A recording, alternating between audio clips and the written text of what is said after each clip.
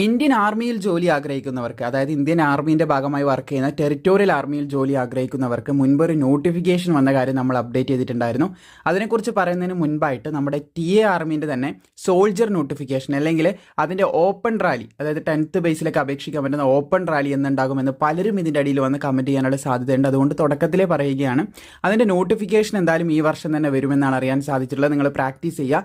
കറക്റ്റായിട്ടുള്ള ടൈമും കാര്യങ്ങളും ഇപ്പോൾ പറയാൻ സാധിക്കത്തില്ലെങ്കിലും ഏകദേശം പറയുകയാണെങ്കിൽ ഒരു ഓഗസ്റ്റിന് ശേഷമാണ് കൂടുതലും സാധ്യത കാണുന്നത്. ഓഗസ്റ്റ് സെപ്റ്റംബർ ആ ഒരു സമയത്ത്, അല്ലെങ്കിൽ അതിൻ്റെ ശേഷം മാത്രമേ നമുക്ക് എക്സ്പെക്ട് ചെയ്യാനായിട്ട് സാധിക്കത്തുള്ളൂ. അപ്പോൾ ഈ ഒരു ഗ്യാപ്പ് എന്ന് പറയുന്നത് നമ്മൾ പ്രാക്ടീസ് ചെയ്യാൻ തന്നെ ഉപയോഗിക്കണം. കാരണം നിങ്ങൾക്ക് അറിയാവുന്നതാണ്, ടിഎൻ്റെ ഈ സോൾജർ റാലി അല്ലെങ്കിൽ ഈ ഒരു ഓപ്പൺ റാലി എന്ന് പറയുന്നത് നമ്മൾ നോർമലുള്ള റാലികൾ പോലെയല്ല. നമ്മൾ അവിടെ പോയിട്ട് ഡയറക്റ്റ്ലി ഡോക്യുമെൻറ്റ്സും കാര്യങ്ങളൊക്കെ കൊണ്ട് അപേക്ഷിക്കൊന്നും വേണ്ട, ഡയറക്റ്റ് അവിടെ പോയിട്ട് വെരിഫിക്കേഷൻ നടത്തി ഓടുകയാണ് ചെയ്യുന്നത്. പക്ഷേ നോട്ടിഫിക്കേഷനിൽ പറയുന്ന ടൈമോ കാര്യങ്ങളോ ഒന്നും ആയിരിക്കില്ല അവിടെ നിന്ന് ലഭിക്കുന്നത്. നല്ല രീതിയിൽ പ്രാക്ടീസ് ഉണ്ടെങ്കിൽ മാത്രമേ, നിങ്ങളെ തളർത്താൻ പറയുന്നതല്ല, നിങ്ങൾ അതുപോലെ പ്രാക്ടീസ് ചെയ്യാൻ പറയുന്നതാണ്. അത്രയും പ്രാക്ടീസ് ഉണ്ടെങ്കിൽ മാത്രമേ നമുക്കൊരു, അവിടെ പറഞ്ഞത് 5:45 5 മിനിറ്റ് 45 സെക്കൻഡൊക്കെ ആണെങ്കിൽ നമുക്കൊരു 5 മിനിറ്റ് 20 സെക്കൻഡ് 10 സെക്കൻഡൊക്കെ ഉള്ളിൽ ഓടി തീർത്താനുള്ളൊരു ക്യാപ്പബിലിറ്റി ഉണ്ടാക്കിയെടുത്താൽ നമുക്ക് നല്ല കോൺഫിഡൻസോട് കൂടി തന്നെ പോയിട്ട് റൺ ചെയ്യാനായിട്ട് സാധിക്കുന്നതാണ്. ഞാനത് പറഞ്ഞതേ ഉള്ളൂ, നിങ്ങൾക്ക് ഏകദേശം മനസ്സിലാവും. കഴിഞ്ഞ തവണ പോയിട്ട് പങ്കെടുത്തവരുടെ ഡീറ്റെയിൽസിലൊക്കെ നമ്മൾ വാട്സപ്പ് ഗ്രൂപ്പിലും അതുപോലെ നമ്മുടെ യൂട്യൂബ് ചാനലിലൊക്കെ ആയിട്ട് ഷെയർ ചെയ്തിട്ടുണ്ടായിരുന്നു. വീഡിയോ ഒക്കെ പറയുമ്പോൾ നമ്മൾ കൃത്യമായിട്ട് ഷെയർ ചെയ്ത കാര്യം തന്നെയാണ്. അപ്പോൾ എന്തായാലും നമുക്ക് തിരിച്ച് നോട്ടിഫിക്കേഷനിലേക്ക് വരാം. സോ ഇവിടെ നിങ്ങൾക്ക് കാണാൻ സാധിക്കുന്നതാണ്, നമ്മുടെ ടെറിറ്റോറിയൽ ആർമിയിലേക്ക് പുതിയൊരു നോട്ടിഫിക്കേഷൻ ഓഫീസർ എൻട്രിയിലേക്ക് ക്ഷണിച്ചിട്ടുണ്ടായിരുന്നു. പ്രത്യേകം ശ്രദ്ധിക്കുക, ഇവിടെ പറയുന്നുണ്ട് part time commitment and not a full time career എന്നുള്ള കാര്യം കൃത്യമായിട്ട് പറയുന്നുണ്ട്. അതുപോലെ തന്നെ ഇതിനെ അപേക്ഷിക്കുന്ന ഒരു ഉദ്യോഗാർത്ഥി എന്ന് പറയുന്നത് സെൻട്രൽ ഗവൺമെൻറ്റിൻ്റെയോ സ്റ്റേറ്റ് ഗവൺമെൻറ്റിൻ്റെയോ ഒരു സർവീസിലുള്ളവരായിരിക്കാനും പാടില്ല എന്ന് പറയുന്നുണ്ട്. പിന്നെ കൂടുതൽ കാര്യങ്ങൾ നമുക്ക് വളരെ പെട്ടെന്ന് മുന്നോട്ടേക്ക് നോക്കാം.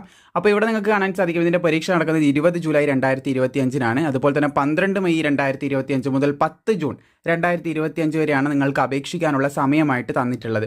അപ്പോൾ നമുക്ക് ഓൺലൈനായിട്ടാണ് അപേക്ഷിക്കാൻ സാധിക്കുന്നത്. ഓൺലൈൻ അപേക്ഷിക്കേണ്ട ലിങ്കും ഈ ഒരു നോട്ടിഫിക്കേഷൻ ലിങ്കും താഴെ ഡിസ്ക്രിപ്ഷനിൽ കൊടുത്തിട്ടുണ്ട്. പിന്നെ ആൺകുട്ടികൾക്ക് 18 ഒഴിവും ഫീമെയിൽസിന് 1 ഒഴിവുമാണ് നിലവിൽ ഇപ്പോൾ റിപ്പോർട്ട് ചെയ്തിട്ടുള്ളത്. അതുപോലെ ഇന്ത്യൻ സിറ്റിസൺസ് ആയിട്ടുള്ള മെയിൽ ആൻഡ് ഫീമെയിൽസിന് അപേക്ഷിക്കാൻ സാധിക്കുന്നതാണെന്ന് ശ്രദ്ധിച്ചിരിക്കുക. 18 വയസ്സ് മുതൽ 42 വയസ്സ് വരെയുള്ളവർക്കാണ് അപേക്ഷിക്കാനായിട്ട് സാധിക്കുക എന്നും കൂടി പ്രത്യേകം ഓർത്തിരിക്കുക. അപേക്ഷിക്കാനുള്ള വിദ്യാഭ്യാസ യോഗ്യത ഏതെങ്കിലും ഒരു ഡിഗ്രി, ഒരു അംഗീകാരമുള്ള യൂണിവേഴ്സിറ്റിൻ്റെ കീഴിൽ നിന്ന്, സർവകലാശാലേൻ്റെ കീഴിൽ നിന്ന് ഒരു ഡിഗ്രി ഉണ്ടായാൽ മതി. പിന്നെ ഫിസിക്കലി ഫിറ്റ് ആയിരിക്കണം എന്നുള്ള കാര്യം ശ്രദ്ധിച്ചിരിക്കുക. അതുപോലെ തന്നെ ഗെയിൻഫുള്ളി എംപ്ലോയിഡ് എന്ന് പറയുന്ന ഒരു കാര്യം നിങ്ങൾക്ക് കാണാൻ സാധിക്കും. Serving member of regular army അല്ലെങ്കിൽ നേവി, എയർഫോഴ്സ്, പോലീസ്, അങ്ങനെയുള്ള പാരാമിലിറ്ററി അതുപോലുള്ള ഫോഴ്സസിലൊക്കെ വർക്ക് ചെയ്യുന്നവർ എലിജിബിൾ അല്ല, നോട്ട് എലിജിബിൾ എന്ന് കൃത്യമായിട്ട് പറയുന്നുണ്ട്. അതുപോലെ തന്നെ ഇവിടെ നിങ്ങൾക്ക് കാണാൻ സാധിക്കുന്നതാണ് 20 ജൂലൈ 2025 വരെയാണ് നിങ്ങൾക്കിതിന്, ഇതിൻ്റെ പരീക്ഷ നടക്കുന്നത്. ടെൻറ്ററ്റീവാണ്, അതായത് താൽക്കാലികമായിട്ട് ഇതിൻ്റെ എൻട്രൻസ് എക്സാമിനേഷൻ തീരുമാനിച്ചിട്ടുള്ളത് 20 ജൂലൈ 2025 ശ്രദ്ധിച്ചിരിക്കുക. പിന്നെ ആപ്ലിക്കേഷൻ്റെ ടൈം നമ്മൾ പറഞ്ഞു 10 ജൂൺ, ലാസ്റ്റ് ഡേറ്റ് ആവാനായിട്ടുണ്ട്. 10 ജൂണാണ് ലാസ്റ്റ് ഡേറ്റ്. അതുകൊണ്ടാണ് ഇപ്പോൾ ഒരു വീഡിയോ തന്നെ ചെയ്യുന്നത്. അപ്പോൾ അതിന് മുൻപായിട്ട്, അപേക്ഷൻ്റെ പ്രോസസ്സ് കുറച്ച് ലെങ്തിയറാണ്. അപ്പോൾ വളരെ പെട്ടെന്ന് നിങ്ങൾ ലാസ്റ്റ് ഡേറ്റിന് മുൻപായിട്ട് തന്നെ അപേക്ഷ സമർപ്പിക്കാനായിട്ട് ശ്രദ്ധിക്കുക. അതുപോലെ ഇതിൻ്റെ സിലബസിൻ്റെ കാര്യങ്ങളും ഡീറ്റെയിൽസ് ഒക്കെ ഏകദേശം SSC മോഡൽ സിലബസ് ആണ്. 4 സിലബസ് നിങ്ങൾക്ക് ഇവിടെ കാണാൻ സാധിക്കും.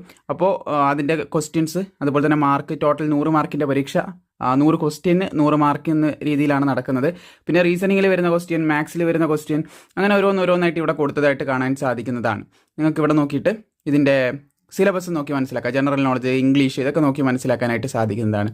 പിന്നെ നമുക്കിതിൽ പ്രധാനമായിട്ടും പറയാനുള്ളത്, എക്സാം ഡ്യൂറേഷൻ 2 മണിക്കൂറാണ്. കമ്പ്യൂട്ടർ ബേസ്ഡ് എക്സാമിനേഷനാണ്. കേരളത്തിൽ എക്സാമിനേഷൻ സെൻറ്റർ ഉണ്ടെന്ന് ശ്രദ്ധിച്ചിരിക്കുക.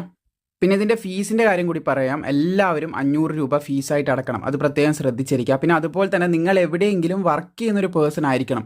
അതായത് ലൈക്ക് ഇത് പാർട്ട് ടൈം ആണല്ലോ, അപ്പോൾ നിങ്ങൾ എവിടെയെങ്കിലും വർക്ക് ചെയ്യുന്നൊരു പേഴ്സൺ ആണെങ്കിൽ മാത്രമേ നിങ്ങൾക്ക് ഇതിന് അപ്ലൈ ചെയ്യാനായിട്ട് സാധിക്കത്തുള്ളൂ.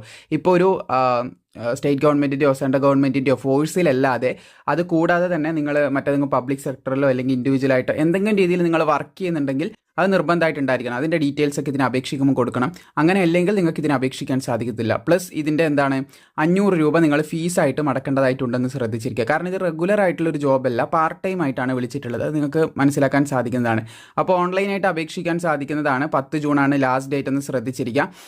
ബാക്കിയുള്ള ഡീറ്റെയിൽസ് നിങ്ങൾക്ക് താഴെ നോട്ടിഫിക്കേഷൻ കൊടുത്തിട്ടുണ്ട്. അതിൽ നോക്കി കുറച്ചുകൂടെ കാര്യങ്ങൾ നിങ്ങൾക്ക് മനസ്സിലാക്കണമെന്നുണ്ടെങ്കിൽ മനസ്സിലാക്കാവുന്നതാണ്. കാരണം എല്ലാ ഡീറ്റെയിൽസ് ഇതിൽ പറഞ്ഞിട്ടുണ്ട്. ഇനി ഇതിൽ കൂടുതലായിട്ടൊന്നുമില്ല. സെലക്ഷൻ പ്രോസസ്സും കൂടി ഞാൻ പറയാം.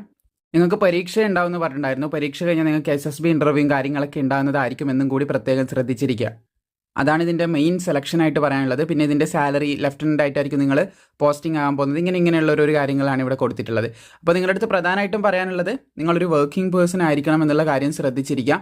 അതുപോലെ തന്നെ പാർട്ട് ടൈം ജോബാണ്. ആ വർക്കിൻ്റെ കൂടെ നിങ്ങൾക്ക് എല്ലാ ടൈമും ഈ ഒരു വർക്ക് ഉണ്ടാവില്ല. അതായത് ഈ ടെറിട്ടോറിയൽ ആർമിയിൽ ജോലി ചെയ്യണമെന്നില്ല.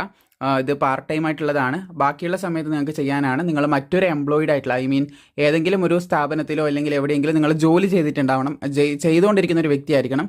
അങ്ങനെയാണെങ്കിലേ ഇതിന് അപേക്ഷിക്കാൻ സാധിക്കുമെന്ന് വ്യക്തമായിട്ട് പറയുന്നുണ്ട്.